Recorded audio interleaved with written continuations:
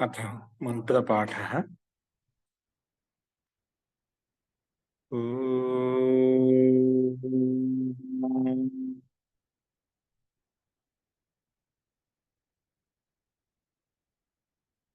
सहनौ भवतु सहनौ भुनक्तु सह वीर्यं करवावहै तेजस्विनावधीतमस्तु मा विद्विषावहै। ओम शांति शांति शांति।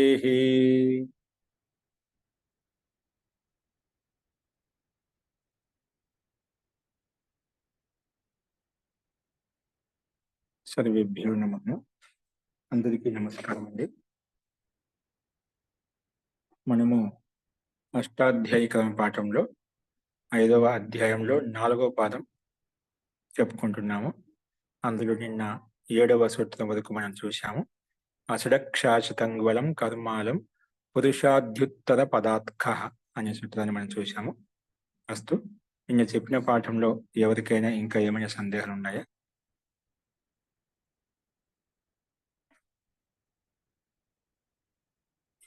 అస్తు, ప్రకృతవంశరామः. చూడండి, 8వ సూత్రం వచ్చేసి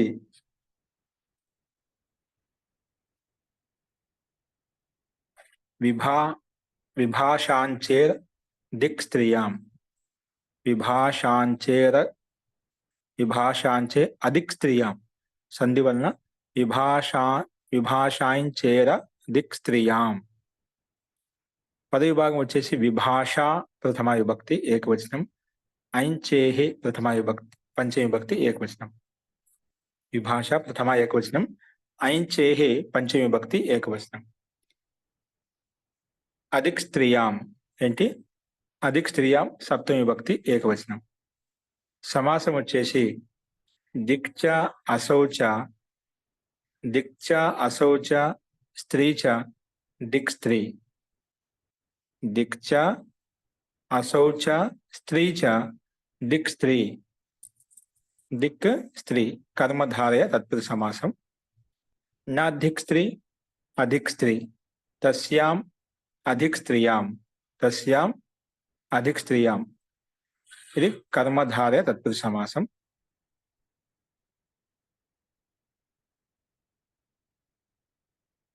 ఇక్కడ ముందు దిక్ స్త్రీ దిక్చ అసౌ స్త్రీచ దిక్ స్త్రీ, ఇది కర్మధార సమాసం చేసుకున్న తర్వాత ఈ మొత్తాన్ని మళ్ళీ నా దిక్ స్త్రీ అధిక్ స్త్రీ తస్యాం అధిక్ స్త్రియాం నైతత్పురుష సమాసం చేశాం. అస్తు, అనువృత్తి వచ్చేసి తద్దితాహ జ్ఞా ప్రాతిపదిక ప్రత్యయ పరశ్చ. ఇవన్నీ అనువృత్తి వస్తున్నాయి. అర్థః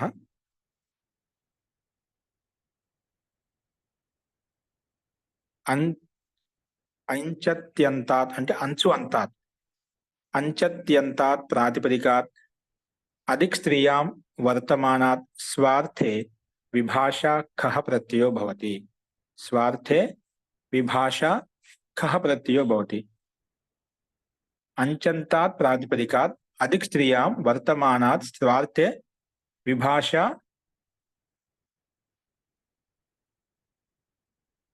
ఖః ప్రత్యయో భవతి అని చెప్పి ఈ సూత్రం యొక్క అర్థం చెప్పుకున్నాం. ఇక మనకు తదితాహ జ్ఞా ప్రాతిపదిక ప్రత్యయ పరశ్చ ఇవన్నీ కామన్ గా వస్తున్నాయి అనువృత్తి పదాలు.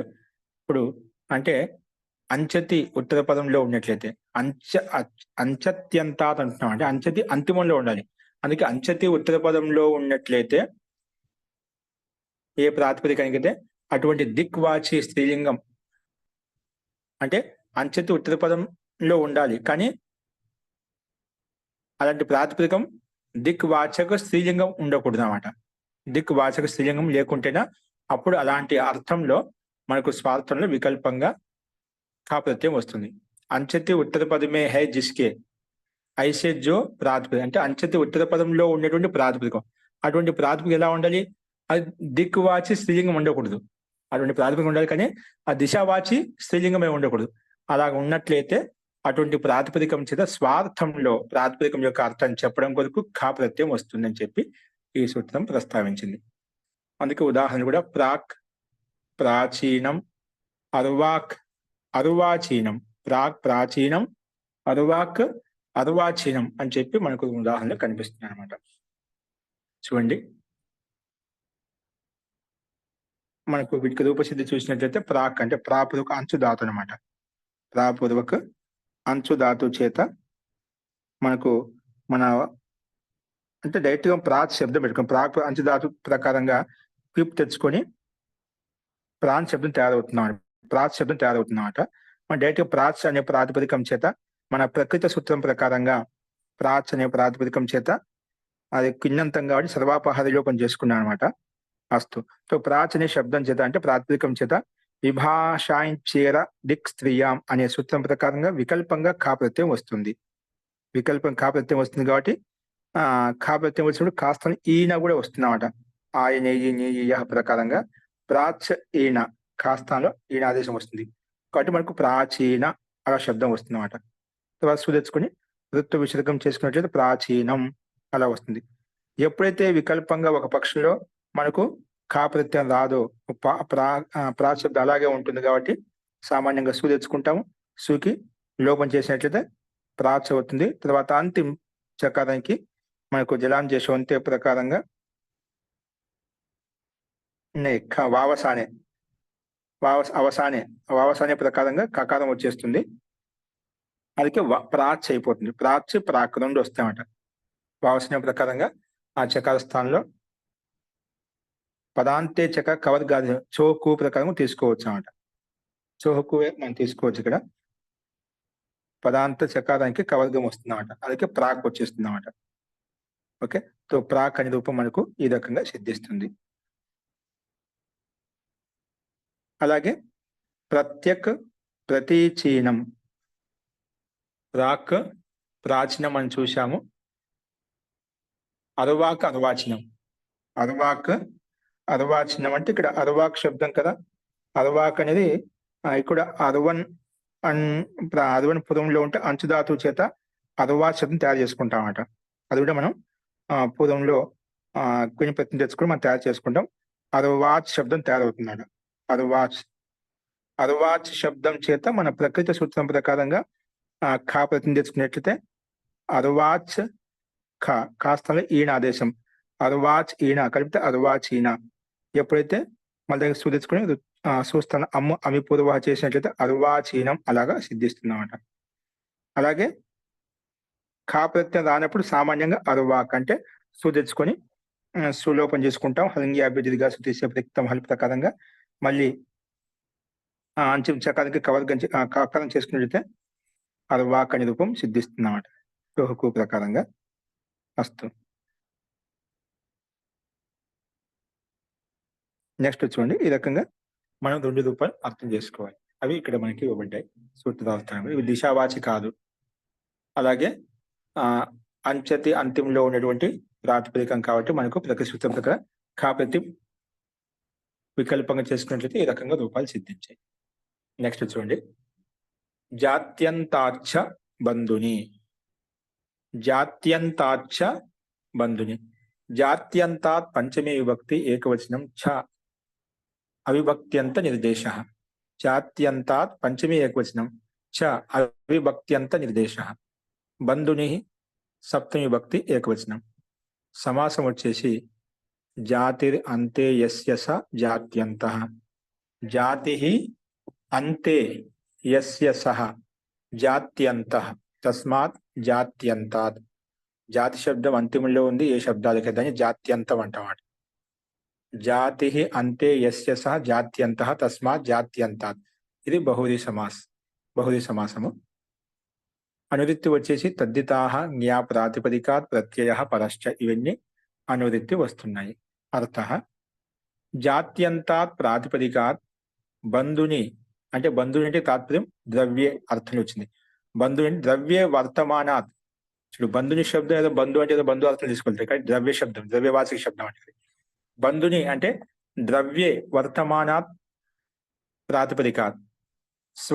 స్వార్థంలో ఛ ప్రత్యయం వస్తుంది. సూత్రంలో జాత్యంతాత్ ఛ అని సూత్రంలో ఛ ప్రత్యయం విధానం చేయబడింది అన్నమాట. కానీ జాత్యంత ప్రాతిపదికం చేత అది ద్రవ్యవాచకమై ఉంటేనా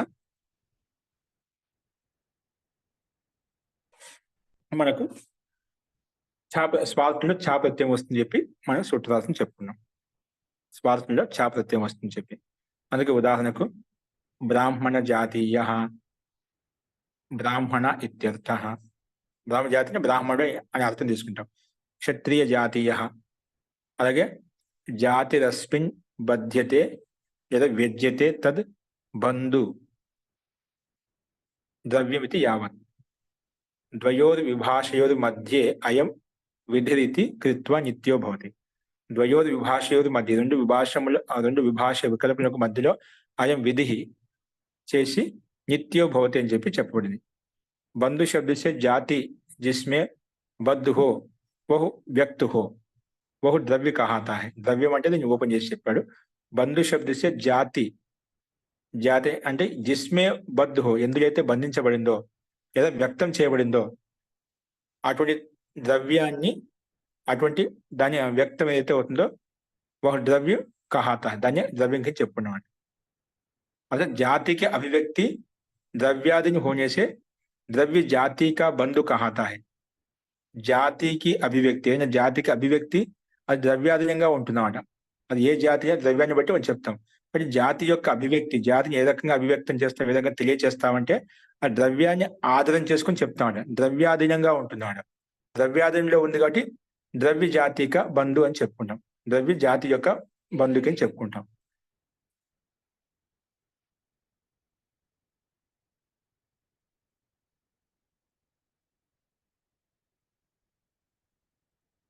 అందుకే దాని ద్వారా వ్యక్తం అవుతున్నది నా బంధువాచకం చెప్పుకున్నమాట. అస్తు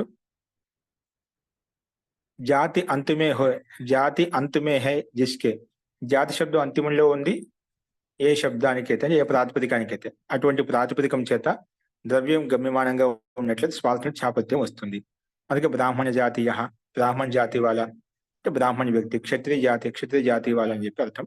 రెండు ఉదాహరణలు కనిపిస్తున్నాయి. బ్రాహ్మణ జాతీయ శబ్దం అంతిమంలో ఉండాలి. అందుకే మనకు జాత్యంతాత్ ప్రాతిపదిక, జాతి శబ్దం అంతిమంలో ఉన్నటువంటి ప్రాతిపదిక. అటువంటి ప్రాతిపదికం ఏ ప్రాతిపదికానికైతే ముందు జాతి శబ్దం ఏ శబ్దానికైతే అంతిమంలో జాతి శబ్దం ఉందో అటువంటి జాతి అంత ప్రాతిపదికం చేత మనకు ప్రకృతి సూత్రం ప్రకారంగా ఛాప్రత్యయం వస్తుంది స్వార్థంలో. సో బ్రాహ్మణ జాతి శబ్దం కాబట్టి ఛాప్రత్యయం, ఛాస్తం ఈ ఆదేశం వస్తుంది. ఎస్సీ లోపం చేసుకుని బ్రాహ్మణ బ్రాహ్మణ జాతీయ తర్వాత సూర్యసుకుని ఋత్వ విసర్గం చేసుకుంటాం. అలాగే క్షత్రియ జాతీయ శబ్దం కూడా ఇదే విధంగా క్షత్రియ జాతి శబ్దం చేత ఛాప్రత్యం తెచ్చుకొని ఛాస్తం ఈ ఆదేశం చేసుకున్నట్లయితే క్షత్రియ జాతీయ అనే రూపం సిద్ధిస్తుంది.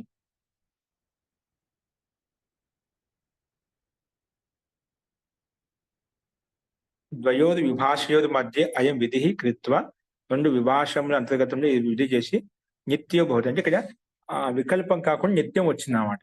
మనకు నిత్యం, మనకు పైన వికల్పాలతో చెప్పుకుంటూ వస్తున్నాం కదా, వికల్పం కాకుండా నిత్యమే జాత్యంత ప్రాతిపదిక ఉంటేనా అక్కడ బంధు అని ద్రవ్యార్థం ద్వారా ద్రవ్యం ద్వారా వ్యక్తం చేస్తే, జాతి ద్రవ్యం ద్వారా వ్యక్తమైనట్లయితే, జాతి ఒక ద్రవ్యం ద్వారా వ్యక్తమైనట్లయితే దాన్ని బ్రాహ్మణ జాతీయం, క్షత్రియ జాతీయం అని చెప్పి చెప్పుకుంటామట. అలాంటి అర్థం గమ్యమానంగా ఉంది కాబట్టి మనం ఇక్కడ ఈ ఉదాహరణలు మనం చూసాం.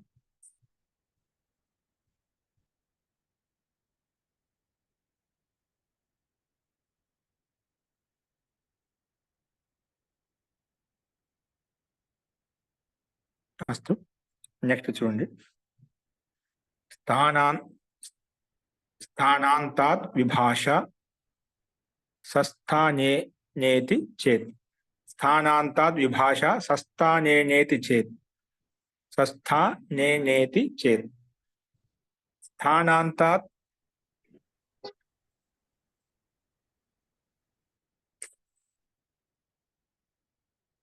చూడండి. స్థానాంతాత్ పంచమీ విభక్తి ఏకవచనం, విభాష ప్రథమ విభక్తి ఏకవచనం, సస్థానే విభక్తి ఏకవచనం, ఇది అవ్యయపదం, ఇది అవ్యయపదం, అలాగే చేత్ అవ్యయపదం. ఈ రకంగా ఈ సూత్రాన్ని పద విభాగం చేశాము. సమాసం వచ్చేసి స్థానాంత శబ్దాత్. సమాసం ఏంటి? స్థాన శబ్ద అంతే యస్య స స్థానాంతః. స్థాన శబ్దము అంతిమంలో ఉంది, యస్య యస్య శబ్దస్య స స్థానాంతః అంటాం. తస్మా స్థానాంతాత్ ఇది బహువ్రీహి సమాసం. మళ్ళీ ఏమని అంటే సమానం స్థానం యస్య తత్ సస్థానం. సస్థానం శబ్దం ఉంది కదా, సస్థానం అంటే సమానంగా ఉంది స్థానం ఏ శబ్దానికైతే దాన్ని తత్ సస్థానం. సమానంగా ఉంది స్థానం ఏ శబ్దానికి దాన్ని తత్ సస్థానం తేన సస్థానేన ఇది బహువ్రీహి సమాసం. అస్తు. అనువృత్తి వచ్చేసి చహ తద్దితాహ జ్ఞా ప్రాతిపదికాత్ ప్రత్యయ పరశ్చ. ఇవన్నీ అనువృత్తి వస్తున్నాయి. అర్థః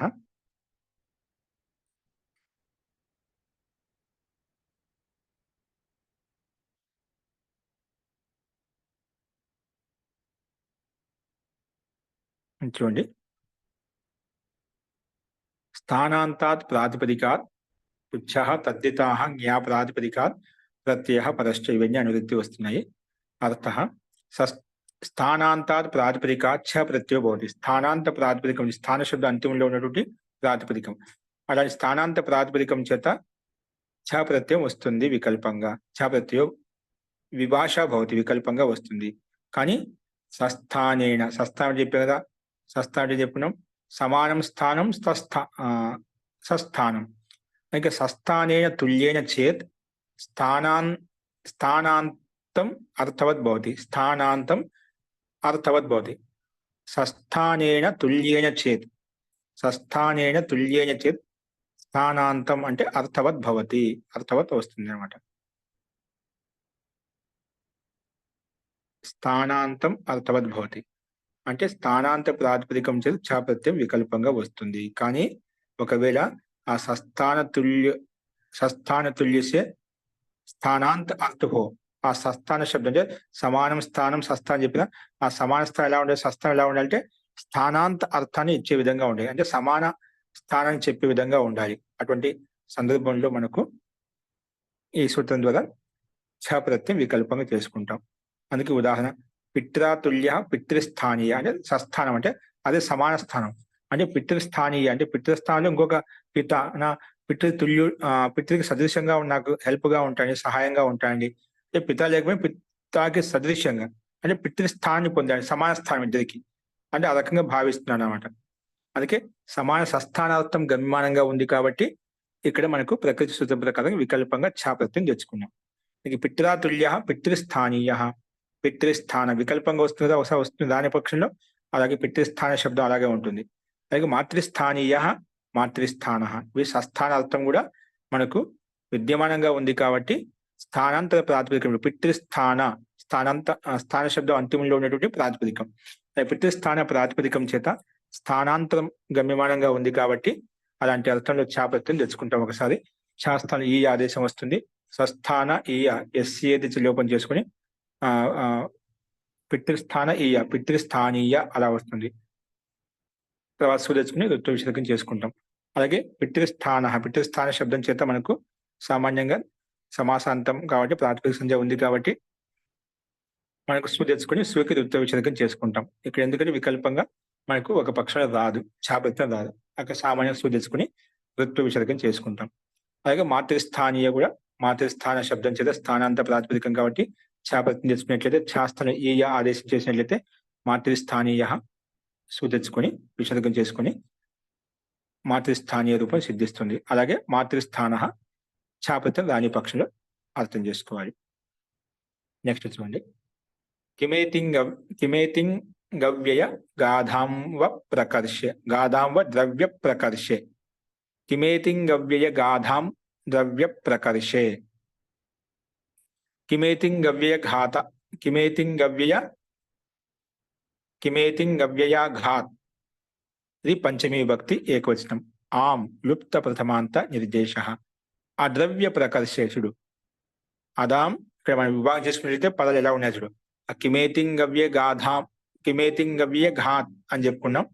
కిమేతిం గవ్య ఘాత్ పంచమీ విభక్తి ఏకవచనం. ఆం లుప్త ప్రథమా నిర్దేశ.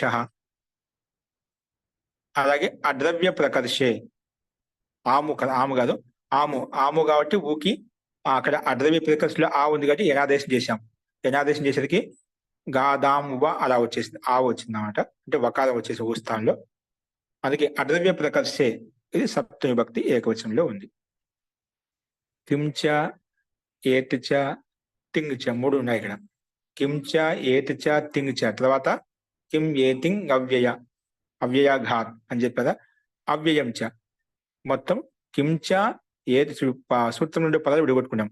కిం ఉంది, ఏత ఉంది, కించ ఏతిచ తింగ్ చ అవ్యయం చ.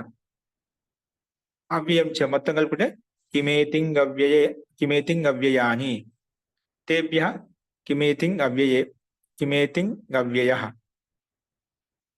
తేభ్య విహితో అంటే వీటితో విహితమైనటువంటి ఏదైతే ప్రత్యయం ఉందో, తేభ్య విహిత ఘః, కిమేతింగ్ అవ్యయ ఘః అయిపోతుంది. అంటే వాటి ద్వారా ఉత్పన్నమైన ఘా ప్రత్యయం అవుతుందో కిమేతింగ్ అవ్యయ ఘః, తస్మాత్ కిమేతింగ్ అవ్యయ ఘాత్ అయిపోయింది అన్నమాట. తస్మాత్ కిమేతింగ్ అవ్యయ ఘాత్.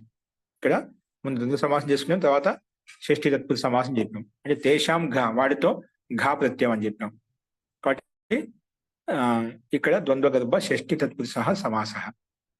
అలాగే నా ద్రవ్య ప్రకర్ష అద్రవ్య ప్రకర్ష, ఇది నై తత్పురుష సమాసం.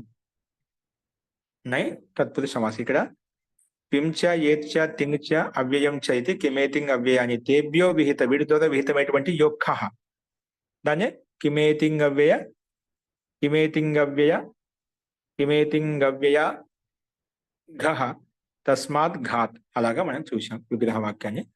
అస్తు. అనువృత్తి వచ్చేసి తద్దితాః జ్ఞా ప్రాతిపదికాత్ ప్రత్యయః పరశ్చ, ఇవన్నీ అనువృత్తి వస్తున్నాయి. అర్థః కిం ఏకారాంతాత్ తింగంతాత్ అవ్యయేభ్యశ్చ. ఇక్కడ 4 ప్రాతిపదికలు తీసుకున్నాం. కిం ప్రాతిపదికం ఏకారాంత, ఏత అంటే ఏకారాంత తపరస్ తత్కాలస్య ప్రకారం ఏకి మాత్రం గ్రహించబడుతున్నమాట. ఏత అంటే కిం ఏకారాంతాత్ తింగంత, తింగంత ప్రాతిపదికం చేత, ఏకారాంత ప్రాతిపదికం చేత, కిం ప్రాతిపదికం చేత, ఈ ప్రాతిపదికం చేత. అలాగే అవ్యయేభ్యశ్చ, అవ్యయం ఏదైతే ఉందో అవ్యయేభ్యశ్చ విహితః యో ఘః, ఈ ప్రాతిపదికంలో చేత ఏదైతే విధానం చేశామో, ఏ ఘా ప్రత్యయం విధానం చేశామో అది విహితో యో ఘః, ఏదో ఘా విధానం తదంతా అటువంటి ఘా ప్రత్యయం వచ్చినటువంటి ప్రాతిపదికం. తదంతాత్ ప్రాతిపదికాత్, ఈ కిం ప్రాతిపదికం చేత ఘా తెచ్చుకున్నాము, ఏకారాంత ప్రాతిపదికం చేత ఘా తెచ్చుకున్నాము, తింగంతం చేత ఘా ప్రత్యయం తెచ్చుకున్నాము, అలాగే అవ్యయం చేత ఘా ప్రత్యయం తీసుకున్నాము. అటువంటి ఘా ప్రత్యయం తీసుకొచ్చినటువంటి అంతిమంలో ఉన్నటువంటి ప్రాతిపదికం. అందుకే యో ఘః తదంతాత్ ప్రాతిపదిక, అటువంటి అంతిమంలో ఉన్నటువంటి ప్రాతిపదికం చేత అద్రవ్య ప్రకర్షే, ద్రవ్య ప్రకర్ష అంటే నా ద్రవ్యం అద్రవ్యం, ద్రవ్యం ఉండకూడదు అంట, ద్రవ్య ప్రకర్ష ఉండనటువంటి ప్రాతిపదికం. అంటే द्रव्यिका प्रकर्ष ना कहना हो, द्रव्यिका प्रकर्ष ना कहना हो तो ద్రవ్యాలు చెప్పనటువంటి సందర్భం, ద్రవ్యక ప్రకర్ష ఉత్కర్ష చెప్పకుండా ఉన్నటువంటి సందర్భంలో. అంటే అద్రవ్య ప్రకర్షే ఆముహు ప్రత్యయం పోతే ఏం ప్రత్యయం వస్తుందంట, ఆముహు ప్రత్యయం వస్తుంది. అంటే ఘా ప్రత్యాంత ప్రాతిపదికం చేత ద్రవ్య ప్రకర్షం లేకుంటే ఆముహు ప్రత్యయం వస్తుంది అని చెప్పి ఈ సూత్రం ప్రస్తావించింది. అందుకే ఉదాహరణలు కూడా ఇక్కడ మనకు అదేవిధంగా ఇచ్చే కిం తరాం, కిం తమాం, పూర్వాహ్నే. ఇక్కడ ఏంటి, కిం ప్రాతిపదికం చేత మనకు ఆము ప్రత్యయం చేసుకుంటే కిం తరాం, కిం తమాం అలా వచ్చాయి. అదే ఏకాదంత ప్రాతిపదికం చేత పూర్వాహ్నే తరాం, పూర్వాహ్నే తమాం, తింగంతం చేత పచతి తరాం, పచతి తమాం, అవ్యయేభ్య ఉచ్చైస్తరాం, ఉచ్చైస్తమాం. ఈ రకంగా మనకు క్రమంగా ఇచ్చారు. ఘా అంటే ఏమిటి, తరప్ తమపౌ ఘ. ఘా అంటే ఏమిటి, కిం ప్రాతిపదిక ఏదో ఘా తెచ్చుకున్నాం. ఘా అంటే తరప్ ప్రత్యయం వచ్చినా తమ ప్రత్యయం తీసుకొస్తాము. ఆ తరప్ ప్రత్యయానికి తమ ప్రత్యయే తరప్ తమపౌ ఘ ప్రకారంగా తరప్ ప్రత్యయానికి తమ ప్రత్యాంతానికి ఘా సంజ్ఞ అని వస్తుంది. ఏ సంజ్ఞ వస్తుంది, ఇక్కడ తరప్ ప్రత్యయం తీసుకొస్తాం ఏ ప్రాతిపదికం చేత ఆ ఘాకే తరప్ తమపౌ ఘా సంజ్ఞ వచ్చేస్తుంది అన్నమాట. అటువంటి ఘా ఇక్కడ తీసుకోవాలన్నమాట. దానికి తరప్కి తమకి ఘా సంజ్ఞ పెట్టామంట. అందుకే కిం అనే ప్రాతిపదికం చేత తరప్ ప్రత్యయం తీసుకుంటే కిం తర అయిపోయింది. కిం తర తరప్ తమపో ఘా ప్రకారం ఇది ఘా సంజ్ఞ. అది ఘా సంజ్ఞ అంతిమంలో ఉన్న ప్రాతిపదికం. అందుకే ఎందుకంటే ఘ తదంతాత్ ప్రాతిపదిక అని చెప్పాం. తదంత అంటే ఘా సంజ్ఞకంతో యుక్తమైనటువంటి ప్రాతిపదికం. అది కిం తర ప్రాతిపదికం కాబట్టి అటువంటి ప్రాతిపదికం చేత తరపుకి అనుబంధ లోపం చేసి తర మిగులుతున్నాడు. అందుకే కిన్ తర తయారైంది మనకు. ఆ కిన్ తర అనే ప్రాతిపదికం చేత మన ప్రకృతి సూత్రం ప్రకారంగా ఇది ఆ ఘ ప్రత్యాంతం కాబట్టి మనకు ఆము ప్రత్యయం వస్తుంది. కిం తర ఆము.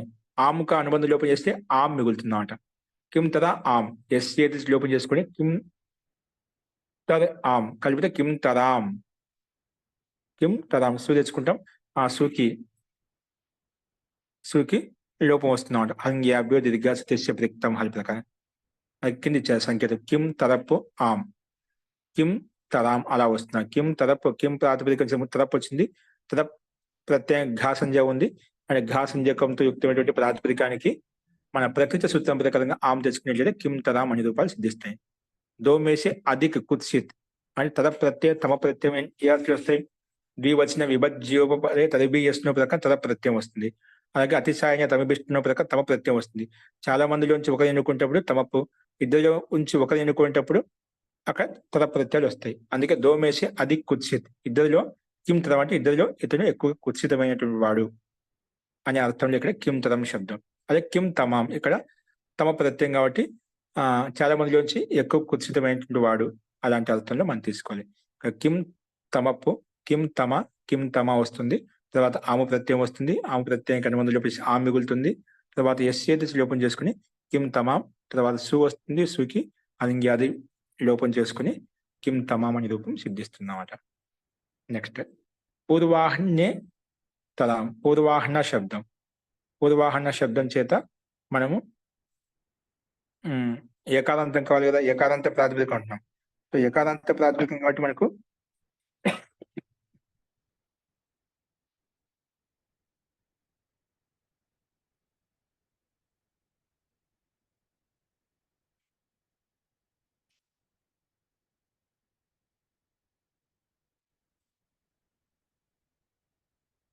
ఇక్కడ మన చతుర్థిలో మనం ఏకోసం తెచ్చుకున్నట్లయితే ఏంటి చతుర్థి భక్తిలో గే తెచ్చుకుంటాము. గే కనుమతులు ఏం వెళ్తుంది అప్పుడు పూర్వాహన ప్లస్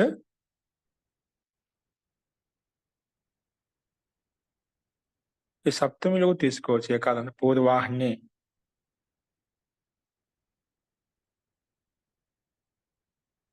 అలా తీసుకున్నట్లయితే మనకు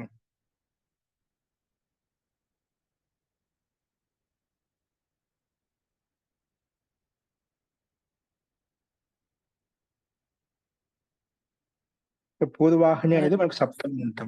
సప్తమిలోనే అండి గురువు గారు, సప్తమిలో సప్తమ్యంతం కాబట్టి అది ఏకారాంతం అయిపోయింది.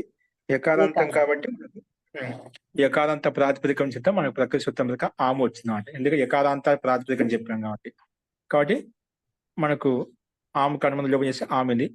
పూర్వాహన్యే దాంతో ఏకారాంత ప్రాతిపదికం చేత మనకేం రావాలి? తమ ప్రత్యయాలు కూడా రావాలి. అందుకే పూర్వాహ్నేతర వచ్చేసింది అన్నమాట. పూర్వాహ్నేతర అలాగే పూర్వాహ్నేతమ. ఈ తద ప్రత్యాంత ఘా సంజకంతో యుక్తం, తద ప్రత్యాంతం ఘా సంజకంతో యుక్తమైన తమ ప్రత్యాంతం చేత మనం ఆము ప్రత్యయం తీసుకున్నట్లయితే పూర్వాహ్నే తరాం పూర్వాహ్నే తమాం అలా వస్తుందన్నమాట. ఇక్కడ ఆము కనుమతి లోపము తెచ్చుకుని సులోపము చేసుకుంటాం పైన చెప్పిన విధంగానే. అలాగే తింగంత శబ్దం చేత కూడా పచతి అనే తింగంత పదం కాబట్టి తద ప్రత్యయం చేసుకుంటాం. పచతి తద పచతి తమ ఇలాంటి తద తమతో యుక్తమైన ఘాసంజకంతో యుక్తమైన ప్రాతిపదికం చేత ఆము ప్రత్యయం చేసుకుని పచతి తదాం పచతి తమాం అలాగే అర్థం చేసుకోవాలి. అలాగే ఉచ్చైస్ నీచైస్ అనేటివి, ఉచ్చైస్ అనేది అవ్యపదం కాబట్టి ఉచ్చైస్ తద ఉచ్చైస్ తమ తద తమ ప్రత్యయం తెచ్చుకున్నట్లయితే తర్వాత ఆమె ప్రత్యయం చేసుకుని ఉచ్చైస్తరం ఉచ్చైస్తమం సామాన్యంగా ఇప్పుడు పైన చెప్పిన విధంగా ఉదాహరణలు అర్థం చేసుకోవాలి. అస్తు. నెక్స్ట్ చూడండి.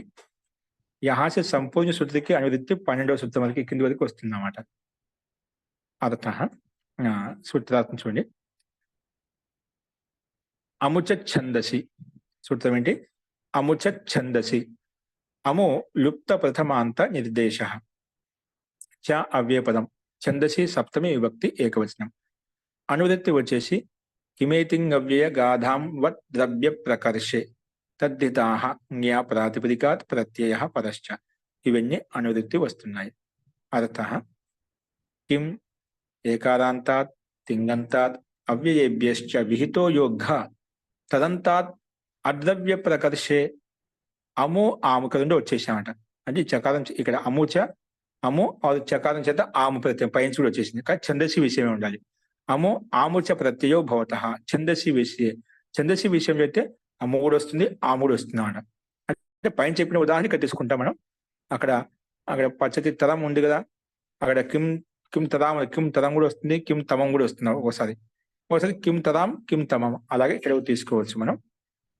సో ఇక్కడ ఉదాహరణ మనకు ప్రతరం నయామః, ప్రతరాం వస్యం వస్యః. ఇలాగా మనకు ఒక ప్రాపూర్వక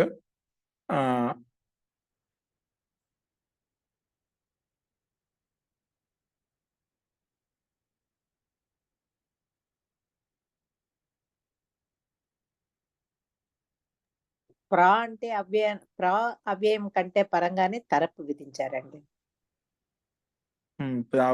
అవ్యసంజ అంటే అవ్యసంజానికి ఒకటి ఉదాహరణ, మిగతావన్నీ పై దానికి ప్రకారం తీసుకోవాలి. అందుకే పైన చెప్పాం కదా, అందుకే ఇవ్వలేదు సామాన్యంగా. ఇక్కడ మనం కేవలం ఇది ఒకటి తీసుకున్నాం. స్వరాది నిపాతం అవ్యయం ప్రకారంగా స్వరాది గణంలో ఈ అవ్యయం కాదు ప్రతర అని ఒక గణ విశేషం స్వరాది గణంలో ఉన్నాయి. ప్రతర ప్రథమ అని చెప్పి స్వరాది నిపాతం అవ్యయం సూత్రంలో స్వరాది గణంలో ఈ ప్రతర శబ్దం ఉన్నామని అది ఒక శబ్దం ఇచ్చారు. మిగతావి కూడా మనకు ఇంకా అన్ని పైన చెప్పిన విధంగా ఉంటాయి కాబట్టి ఇవ్వలేదు అంతే. ఇక్కడ ప్రతర అము ప్రతరం, ప్రతర ఆము ప్రతరాం. స్వరాది నిపాతం అవ్యయం ప్రకారంగా అవ్య సంజ వస్తుంది కాబట్టి అవ్య దాప్ సుప ప్రకారం సుప్లుక్ చేసేసుకుంటాం. ఒక సుప్లుక్ లుక్ అయిపోతుంది. మస్తు ఇక్కడ పైన ఉదాహరణ మాత్రం పైన చెప్పిన ఉదాహరణ అన్నింటిలో కూడా ఒకసారి ఆము స్థలంలో అమ్ము పెట్టుకున్నట్లయితే మనకు కిం తరాం కిం తమం, కిం తమాం కిం తమం అలా వచ్చేస్తాయి అనమాట. కాబట్టి రూపాయలన్నీ కూడా సామాన్యంగానే అరస్వం ఉండదు. అమ్ము వచ్చినప్పుడు అమ్ముకు అనుబంధం చూస్తే అమ్ము మిగులుతుంది అన్నమాట. అమ్ముకు అనుబంధం చూపిస్తే అమ్ము, ఆముకు ఆమె మిగిలింది కాబట్టి మనకు పైన రూపాయలు చేసి ఇక్కడ హ్రస్వంతో యుక్త అమ్ము తెచ్చుకున్నట్లయితే పైన ఉండే రూపాయలు ఇక్కడ కూడా సిద్ధిస్తాయి. అస్తు జస్ట్ ఒక ఉదాహరణ మనకు చూపించబడింది. నెక్స్ట్ చూడండి. అనుగాది నష్టక్, అనుగాది నష్టక్, అనుగాదిన పంచమి విభక్తి ఏకవచనం, టక్ ప్రథమ విభక్తి ఏకవచనం. అనుగదతి ఇత్యనుగాది, అనుగదతి ఇత్యనుగాది, అనుగదతి ప్లస్ అనుగదతి ఇది అనుగాది. అనుగాది శబ్దం చేత శ్వాసలో టక్ ప్రత్యయం వస్తుందట. అనుగాదిక అంటే వెనక వెనక మాట్లాడేటువంటి వారు. అనుగాదిక, గాది అంటే గై శబ్దే మాట్లాడే అర్థంలో గాదాత్మ గదతి గదత గదంతి అంటే మాట్లాడుతున్నారు. నాకు శబ్దం కూడా ధాతు కూడా ఉంది. సో మొత్తానికి అనుగాదిక అంటే వెనక మాట్లాడేటువంటి వారు, వెనక మాట్లాడే వారిని అనుగాది. అనుగదతి అంటే తర్వాత చెప్పిన తర్వాత మళ్ళీ తర్వాత చెప్పేటువంటి వ్యక్తి ఏదైతే ఉన్నదో అని అనుగాది అని చెప్పి పిలుచుకుంటాం ఆ వ్యక్తి విశేషాన్ని. సో అనుగాదిన పంచమి ఏకవచనం, టక్ ప్రథమ విభక్తి ఏకవచనం. అనువృత్తి వచ్చేసి తద్దితాహ జ్ఞాపరాధిపదికాత్ ప్రత్యయ పరశ్చ. ఇవి మనకు అనువృత్తి పదాలు కనిపిస్తున్నాయి. అర్థః అనుగాదిన్ శబ్దాత్ ఏంటి, అనుగాదిన్ శబ్దాత్ స్వార్థే ఠక్ ప్రత్యయో భవతి. అనుగాదిన్ శబ్దం చేత స్వార్థంలో టక్ ప్రత్యయం వస్తుంది. అనుగాదిన్ శబ్దాత్ స్వార్థే ఠక్ ప్రత్యయో భవతి, స్వార్థంలో టక్ ప్రత్యయం వస్తుంది. ఉదాహరణకి అనుగాది ఏవ అనుగాదికః, అనుగాది ఏవ అనుగాదికః. అనుగాదిన్ శబ్దాత్ స్వార్థే, అనుగాదిన్ శబ్దం చేత స్వార్థంలో టక్ ప్రత్యయం వస్తుంది. ఉదాహరణకి అనుగాది ఏవ అనుగాదికః. సో అనుగాదిన్ శబ్దం కదా, అనుగాదిన్ శబ్దం చేత మనం మన ప్రాతిపదికం మన ప్రకృతి సూత్రం ప్రకారంగా స్వార్థంలో టక్ ప్రత్యయం చేసుకుంటాం. టక్ కనుమతి లోపం చేస్తే ఠా మిగులుతుంది. ఆ ఠా స్థానంలో టస్ ఏకహ ప్రకారం ఇక ఆదేశం వస్తుంది. ఇక ఆదేశం వస్తుంది. అనుగాదిని కదా. తర్వాత ఇక టీ భాగం లోపిస్తుందన్నమాట. ఏమొస్తుంది, టీ భాగం లోపించినట్లయితే అనుగాదిని శబ్దం కదా, అనుగాది టీ భాగం లోపిస్తే ఇన్ భాగం లోపిస్తుంది. అప్పుడు అనుగాద్ అలా మిగులుతుంది. అనుగాద్ ప్లస్ ఇక అనుగాదిక అలా వస్తుంది అన్నమాట. నస్తదితే ప్రకారం టీ భాగం లోపం చేసినట్లయితే అనుగాదిన్లో ఇన్ని భాగం లోపిస్తుంది. అనుగాది ప్లస్ ఠక్ స్థానం టస్ ఏక ప్రకారం ఇక వచ్చింది కాబట్టి అది కలుపుకున్నట్లయితే అనుగాదిక అలా వస్తుంది. తర్వాత సు తెచ్చుకొని ఋతు విసర్గం చేసుకుంటాం. నెక్స్ట్ చూడండి. నచ స్త్రియాం, నచ స్త్రియాం, నచ పంచమి విభక్తి ఏకవచనం, పంచమి విభక్తి ఏకవచనం. అలాగే స్త్రియాం సప్తమి విభక్తి ఏకవచనం, ఐ ప్రథమ విభక్తి ఏకవచనం. అనువృత్తి వచ్చేసి తద్ధితాః జ్ఞాప్రాతిపదికాత్ ప్రత్యయః పరశ్చ, ఇవన్నీ అనువృత్తి వస్తున్నాయి. అర్థః నజంతాత్, ఎందుకు నచ స్త్రియ అని చెప్పారు కదా, నచ పంచమి విభక్తి, నజంతాత్ ప్రాతిపదికాత్ స్వార్థే ఐ ప్రత్యయో భవతి స్త్రియాం విషయే. నజంతాత్ ప్రాతిపదిక, నజంత ప్రాతిపదికం చేత స్వార్థంలో ఐ ప్రత్యయం వస్తుంది. స్త్రియాం స్త్రీలింగ విషయంలో ఉదాహరణకు నజంత ప్రాతిపదికం చేత స్వార్థ అర్థం చెప్పడానికి ఐ ప్రత్యయం వస్తుంది. అది స్త్రీ విషయం అయిన స్త్రియాం ఐ అని చెప్పాం, స్త్రీ విషయం అయి ఉంటేనే ఐ ప్రత్యయం వస్తుంది. కర్మ వ్యతిహారే నచ్, ఈ సూత్రం ప్రకారం నచ్ ప్రత్యయం వచ్చినాయి, అందుకే నజంతాత్ అని చెప్పాం. నచ్ ప్రత్యయం ఎలా వస్తుంది, కర్మ వ్యతిహారే నచ స్త్రియాం ప్రకారంగా కర్మ వ్యతిహారే నచ్, కర్మ వ్యతిహారే నచ స్త్రియం అక్కడ అలాగే అనుకుంటా సూత్రము 3:43 కర్మ వ్యతిహారే నచ స్త్రియాం అస్తు. సో ఈ సూత్రం చేత నచ్ ప్రత్యయం వస్తుంది. అలాంటి నజంత ప్రాతిపదికం చేత మన ప్రకృతి సూత్రం ప్రకారం ఐ ప్రత్యయం స్వార్థంలో వస్తుందన్నమాట. అందుకే దీనికి సిద్ధి 3:43 చెప్పబడిందంట. వ్యావక్రోషి, వ్యావహాసి, ఓకేనా. సో వ్యావక్రోషిలో మనకు నచ్ ప్రత్యయం ద్వారా మనకు వ్యావక్రోష అలా తయారైంది.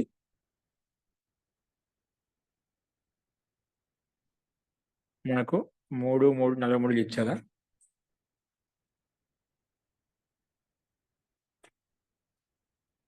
సో వ్యావక్రోషి 3:43 నీప్ వస్తుందా ఆచార్య? నీకు వస్తుందా? అవునండి.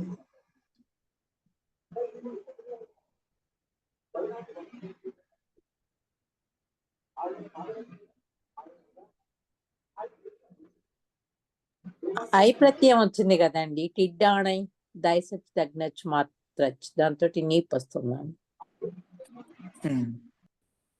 మనకు మొదలుగా కృష్ ప్రాతిపదిక అంటే వి అవపూర్వకు కృ ధాతు. మనకు రూపసిద్ధికి మొత్తం చూసినట్లయితే వి అవపూర్వకు మనకు కృష్ ధాతు చేత నచ కర్మ వ్యతిహార నచ్ అనే సూత్రం ప్రకారంగా నచ్ ప్రత్యయం వస్తుంది. ఆ నచ్ ప్రత్యయం కనుమ లోపలిస్తే ఆ మిగులుతుందన్నమాట. ఆ నచ్ కృష్ ఆ, కృష్ ఆ, ఇప్పుడు శ్వ హలంతం కదా, కాబట్టి కృష అలా వస్తుందన్నమాట. తర్వాత కృష్ ఆ ఉంది మనకి ఇక్కడ ఈ స్థితిలో. దీనికి పుగంత నచ్ ప్రత్యయం ఆర్ధాతిక ప్రత్యయం కాబట్టి పుగంత లఘు పదశ ప్రకారం గుణం చేసుకున్నట్లయితే క్రోష్ అయిపోతుందన్నమాట. క్రోష్, కృష్ ధాతు చేత నచ్ ప్రత్యయము, నచ్ ప్రత్యయంకి ఆ మిగిలింది. ఈ స్థితిలో పుగంత లఘు పదశ గుణం చేస్తే క్రోష్ అయిపోయింది. క్రోష ఆకారం కలిపినట్లయితే ఇక్కడ కుగతి ప్రాదయ ప్రకారంగా వి అవ ఉపసర్గాలు ఉన్నాయి కదా మనకు, వి అవ ఉపసర్గం కలిపితే వ్యవ అయిపోయింది అన్నమాట. వి అవకి ఏనాది సంధి చేస్తే వ్యవక్రోష, వ్యవక్రోష. వీటికి ఉపసర్గ కుగతి ప్రాదయ ప్రకారంగా మనకు ప్రాది సమాసం చేసి కలుపుకునే వీటిని, అప్పుడు వ్యావక్రోష ఇది మనకు శబ్దము. ఇప్పుడు ఈ స్థితిలో మన ప్రకృతి సూత్రం వహిస్తుంది. వ్యావక్రోష శబ్దం డైరెక్ట్గా తీసుకున్నట్లయితే వ్యావక్రోష అనే శబ్దం చేత మన ప్రకృతి సూత్రం ప్రకారంగా మళ్ళీ వ్యావక్రోష శబ్దం నజంత, ఇది నజంత ప్రత్యయం అంటే నచ్ ప్రత్యయంతో తయారైన శబ్దం అన్నమాట. అలాంటి నజంత ప్రాతిపదికం చేత మన ప్రకృతి సూత్రం ప్రకారంగా ఐ వచ్చేసింది అన్నమాట. వ్యావక్రోష ఐకి అనుమతి లోపం చేస్తే ఆనే మిగులుతుంది అన్నమాట. ఐకి అనుమతి లోపం చేస్తే ఆనే మిగిలింది. ఇప్పుడు ఈ స్థితిలో నా యవాభ్యాం పదాంతాభ్యాం తాభ్యాం ఐచ్ ప్రకారంగా ఇక్కడ ఐచ్ఛాగం వచ్చేసిందన్నమాట. వ్యావక్రోషిలో ఏమొచ్చింది, ఐచ్ఛాగం. వ్యావక్రోష్ ఈ స్థితిలో మనకు ఐచ్ఛాగం ప్రాప్తమవుతుంటే నా కర్మ వ్యతిహార అనే సూత్రం ప్రకారంగా ఇక్కడ నిషేధించింది. అందుకే ఐచ్ఛాగం రాలేదు మనకు. ప్రాప్తమవుతుంది కానీ నిషేధించబడింది. అందుకే సామాన్యంగా తద్దితే స్వచామాదేహి ప్రకారంగా వృద్ధి ప్రాప్తమవుతుందన్నమాట. అందుకే మొత్తం సమస్త పదం కదా వ్యావక్రోష్లో మనకు వ్యవక్రోష్ని వ్యావక్రోష్గా ఆదేశకు వృద్ధి చేసుకున్నట్లయితే వ్యావక్రోష్ అలా వచ్చేసింది. వ్యావక్రోష్ ప్లస్ ఐ ప్రతి యొక్క వ్యావక్రోష. అది ఇక్కడ మనగా ఎస్ఏది లోపం చేసుకుంటాం. వ్యావక్రోష అలా వచ్చేసింది అన్నమాట. ఫస్ట్ ఇప్పుడు ఈ స్థితిలో మనకు వ్యావక్రోష ఇది తదితాంతం కాబట్టి మన ఐ ప్రత్యయం కాబట్టి టిడ్డానై ద్వైసజ్ ఐ ప్రత్యయం కాబట్టి టిడ్డానై ద్వైసజ్ ప్రకారంగా గీ ప్రత్యయం వస్తుంది అన్నమాట. వ్యావక్రోష గీప్ గీప్ తెచ్చుకుంటాం. గీప్ తెచ్చుకున్నాం కాబట్టి వ్యావక్రోష్ గీప్ కనుమతి లోపం చేసే వ్యావక్రోష్ ఈ మిగిలింది. తర్వాత ఎస్ఏది లోపం చేసుకుని మళ్ళీ వ్యావక్రోష షకారంలో ఉండే ఆకారం లోపిస్తుంది, అంటే ఐ ప్రత్యయం యొక్క ఆకారం లోపిస్తుంది. తర్వాత హలంతానికి గీప్లో ఉండే ఈ కలుపుకుంటే వ్యావక్రోషి. అలాగే తర్వాత సు తెచ్చుకున్నాం కాబట్టి దానికి సు తెచ్చుకోండి. దానికి హలింగ్యాభ్యో దీర్ఘ సుతిస్య ప్రిక్తం హలి ప్రకారంగా దీర్ఘం చేసి లోపం చేసినట్లయితే వ్యావక్రోషి అనే రూపం సిద్ధిస్తుంది. వ్యావక్రోషి వ్యావహాసి హసధాతు చేత వ్యావహాసి. కృషు ధాతు చేత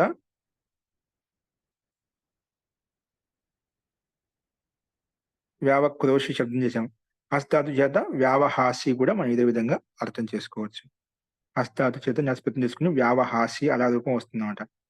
ఇక్కడ మనకు నస్పత్యం కాబట్టి ఆది అచ్చుకు వృద్ధి చేసుకున్నాం, అందుకే వ్యావహాస వచ్చేస్తుంది అన్నమాట.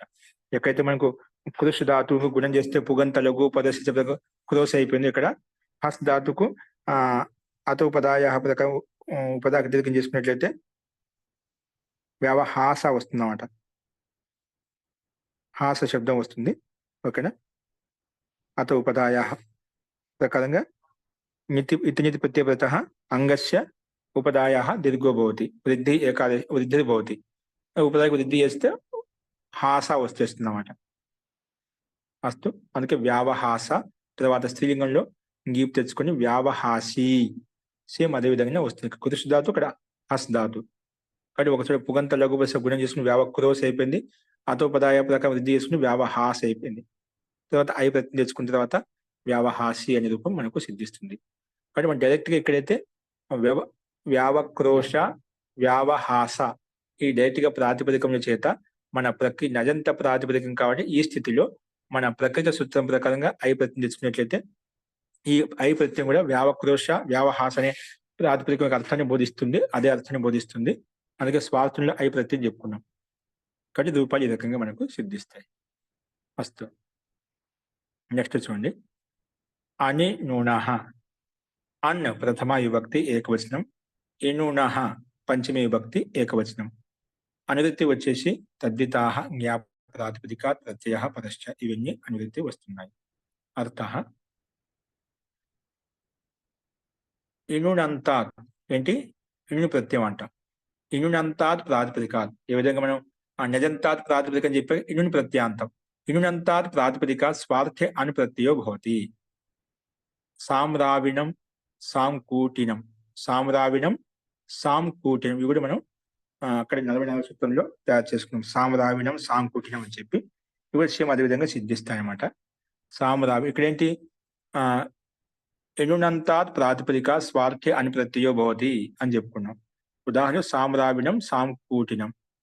ఇక్కడ మనము ఇనునంతం ఎలా వస్తుందంటే అభివిధౌ భావ ఇనున్.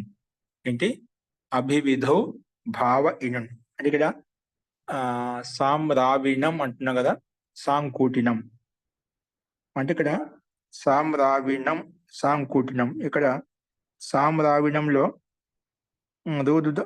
ధాతు చేత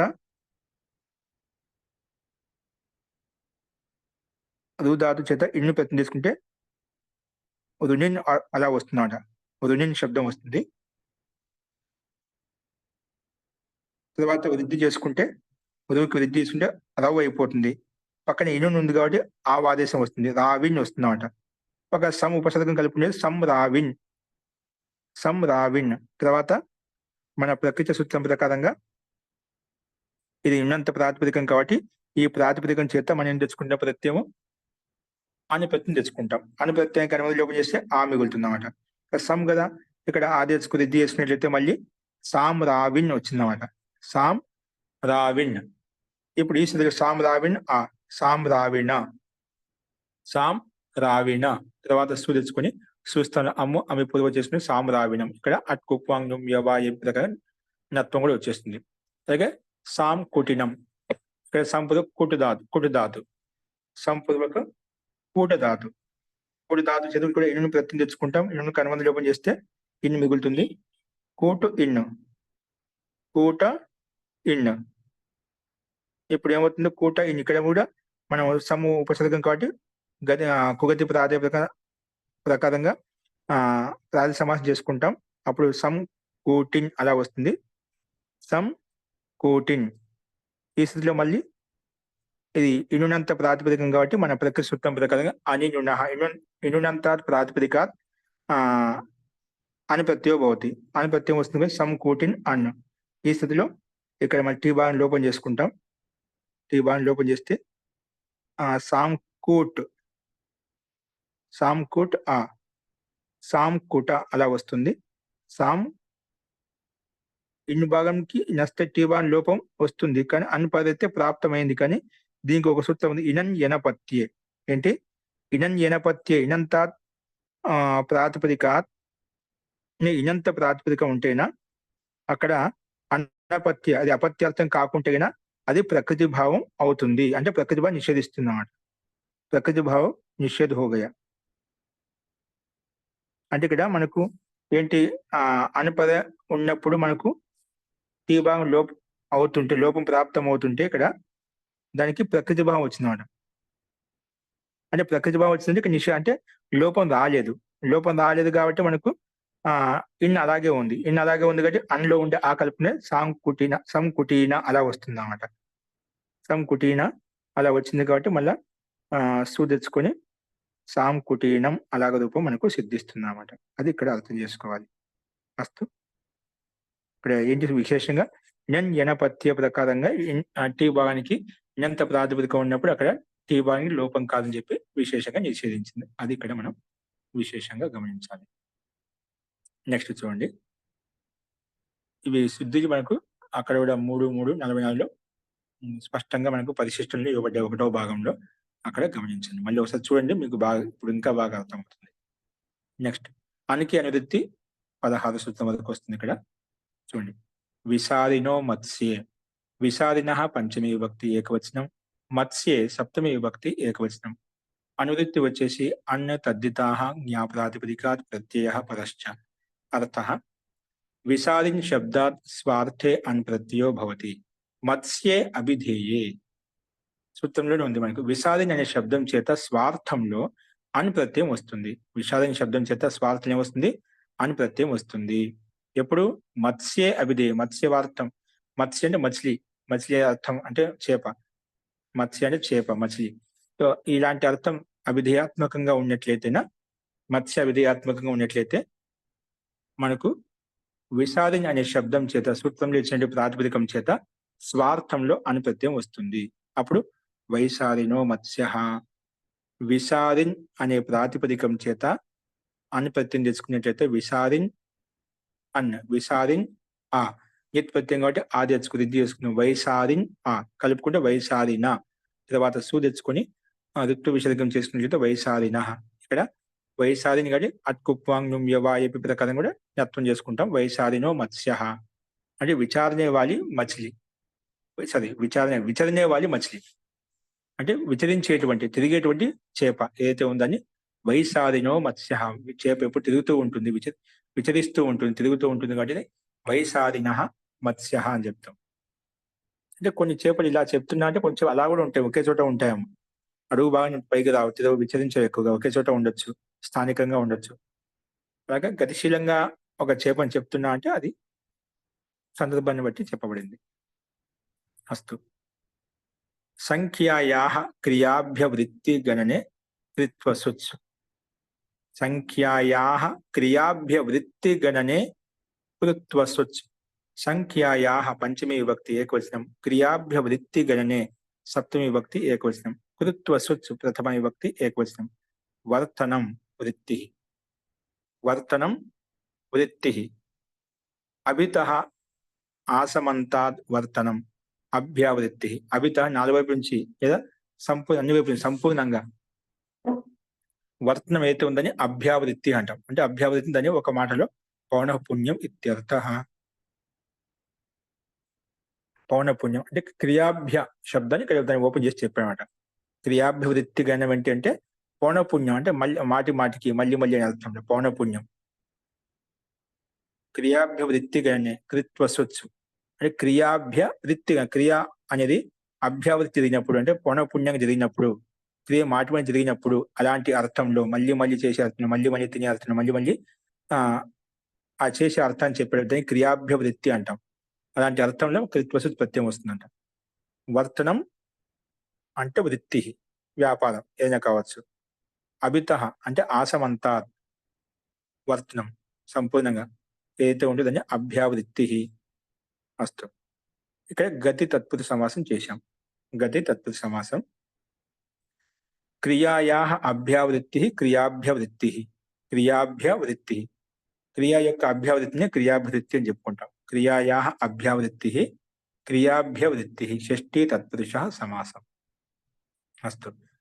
క్రియాభ్యవృత్తేః గణనం క్రియాభ్యవృత్తిగణం. క్రియాభ్యేః వృత్తిగణం క్రియాభ్యవృత్తిగణనం.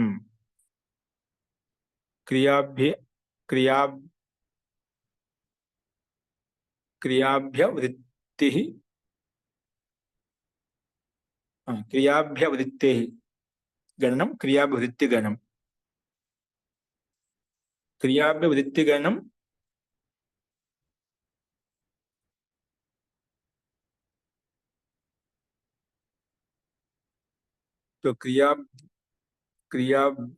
క్రియాభ్యవృత్తేః గణం క్రియాభ్యవృత్తిగణనం తస్మిన్ క్రియాభ్యవృత్తిగణనే. అక్కడ తీసుకొచ్చి అలా కలిపారు. ఓకే.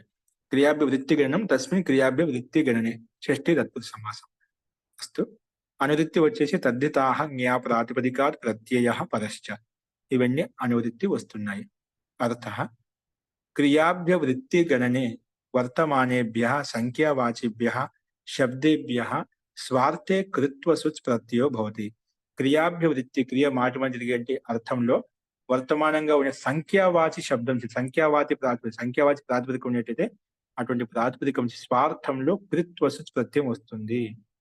కృత్వసుచ్ ప్రత్యయం వస్తుంది అన్నమాట. ఇప్పుడు పంచవారాన్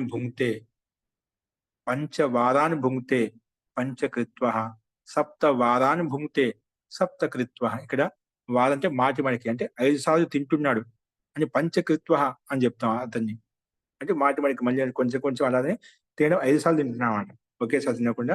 అలాగా అంటే క్రియను తినేటువంటి క్రియను మళ్ళీ మళ్ళీ చేస్తున్నాం, పౌనఃపుణ్యంగా చేస్తున్నాం. క్రియ అని అభ్యావృత్తి అవుతుంది. క్రియ అనేది అభ్యావృత్తి మళ్ళీ మళ్ళీ జరుగుతుంది అన్నమాట. కాబట్టి ఇది సంఖ్యావాచి కూడా. అలాంటి క్రియాభ్యవృత్తి,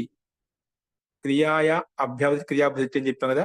అలాంటి మనకు సూత్రాలలో క్రియాభ్యవృత్తిగణనే వర్తమానేభ్యః సంఖ్యావాచిభ్యః శబ్దేభ్యః. సంఖ్యావాచి శబ్దం కూడా ఇది సంఖ్యావాచి శబ్దం కాబట్టి సంఖ్యావాచి శబ్దేభ్యః స్వార్థంలో కృత్వసుచ్ ప్రత్యయం వస్తుంది. కాబట్టి సంఖ్యావాచి ప్రాతిపదికం చేత మనకు క్రియాభ్యవృత్తిగణ అర్థం ఉంది కాబట్టి మనకు అలాంటి అర్థాన్ని చెప్పడం వరకు సంఖ్యావాచి ప్రాతిపదికం చేత అంటే పంచని శబ్దం అంట. ఆ పంచని ప్రాతిపదికం చేత క్రియాభ్యవృత్తి అర్థం చెప్పడంలో కృత్వసుచ్ ప్రత్యయం తెచ్చుకున్నాము.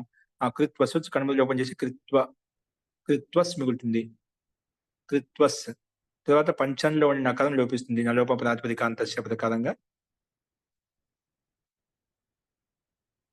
కాబట్టి పంచకృత్వస్ అంతిమ సకారానికి కృత్వ విసర్గం చేసుకున్నట్లయితే పంచకృత్వః. అలాగే సప్తాన్ని ప్రాతిపదికానికి ప్రాతిపదిక కృత్వసు తెచ్చుకుంటాం. కృత్వస్ మిగులుతుంది. తర్వాత నకారం లోపం చేసి సప్తకృత్వస్ అంతిమ సకారానికి కృత్వ విసర్గం చేసుకున్నట్లయితే పంచ సప్తకృత్వః అనే రూపాలు మనకు సిద్ధిస్తాయి. ఇక్కడ క్రియాకి బార్ ఆవృత్తి, క్రియను మళ్ళీ మళ్ళీ చేసే అర్థంలో, గణన అర్థంలో వర్తమానంగా ఉంది కాబట్టి సంఖ్యావాచి ప్రాతిపదికముల చేత కృత్వసు ప్రత్యయం తెచ్చుకున్నాం. అందుకే పంచకృత్వ 5 సార్లు దినంలో 5 సార్లు తింటూ ఉంటాడనమాట. అది అలా గణన ఏదైతే ఉందో సంఖ్యావాచి పంచమి శబ్దం చేత మనం కృత్వసు ప్రత్యయం తెచ్చుకుని ఈ రకంగా తయారు చేసుకున్నాం. ఓకే, అది ఇంత ముందుకు మనం ప్రారంభంలో చూసాము. రూపసిద్ధి కూడా సామాన్యంగానే ఉంది. డైరెక్ట్ పంచన ప్రాతిపదికం చేత కృత్వసు తెచ్చుకొని డైరెక్ట్ గా నకార లోపం చేసుకుని కలుపుకుంటే అంతిమ శాఖ రూపం విసర్గం చేసుకునే కృత్వసు అనేది కృత్వహ అనే రూపం సిద్ధిస్తున్నాను. కృత్వస్ అనేది అంతిమ సాకారానికి రూపం చేసుకున్న విసర్గం చేసుకున్న కాబట్టి కృత్వహ అనే రూపం సిద్ధించింది. సప్తకృత్వహ.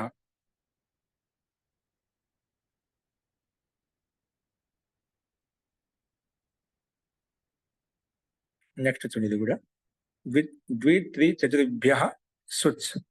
ద్వి త్రి చతుర్భ్య పంచమీ విభక్తి ఏకవచనం, సుచ్ ప్రథమ విభక్తి ఏకవచనం. అనువృత్తి వచ్చేసి సంఖ్యాయా క్రియాభివృత్తి గణనే తద్దితాః జ్ఞా ప్రాతిపదికాత్ ప్రత్యయ పరశ్చ. ఇవన్నీ అనువృత్తి వస్తున్నాయి. అర్థ ద్వి సూత్రంలో ఉన్నాయి. ద్వి త్రి చతుర్ ఈ మూడు సంఖ్యావాచి శబ్దాలు.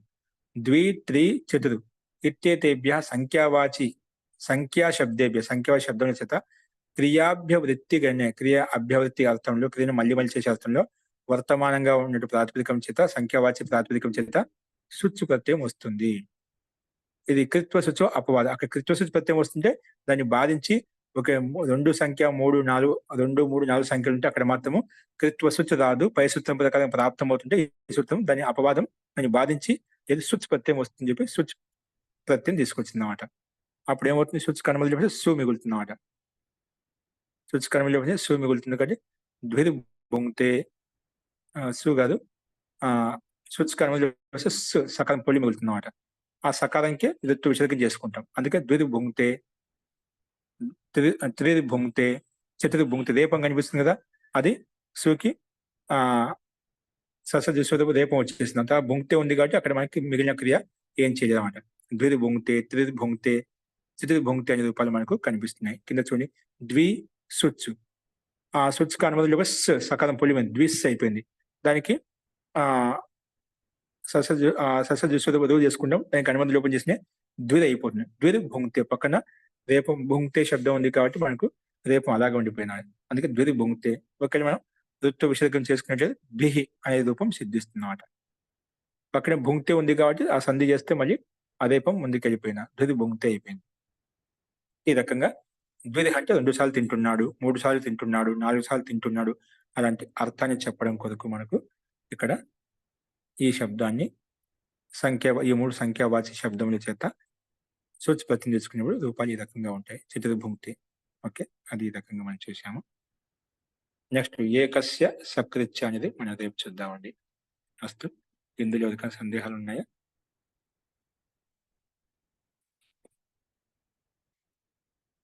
ఓకే, అస్తు. శాంతి పాఠ.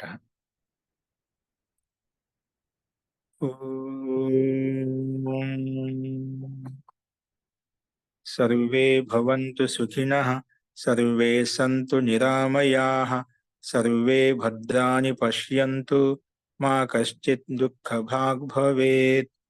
ఓం శాంతి శాంతి శాంతి. సర్వేభ్యో నమః. అందరికీ నమస్తే నమస్కారం. మహోదయ. ధన్యవాదాలు. ఓం నమస్తే, ధన్యవాదాలు.